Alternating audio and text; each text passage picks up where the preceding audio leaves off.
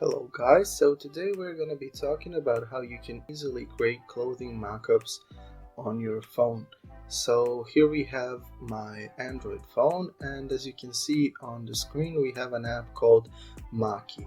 Now this app is an app that will allow you to create mockups of different types of clothing. So as you can see, we here have categories of different clothing. So we have t-shirt, tank top, hoodie, sweatshirt, tote bag, cap, bottle, book, whatever.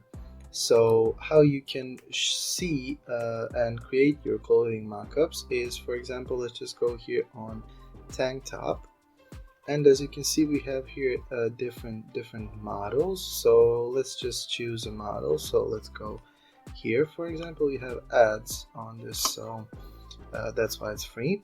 So here we want to add our own design, so we just click on design down here and we press change, and here it will open our gallery, and we just add the photo we want to add, and here you can see the photo is added onto the model. Now granted, this photo isn't great, but I'm just using it as an example, and you can put it on there, you can rotate it, you can make it smaller, bigger, whatever. You can also change the color of the model. So for example, the color of the tank top. So here we see blue, here we see purple, here we see yellow, red, whatever.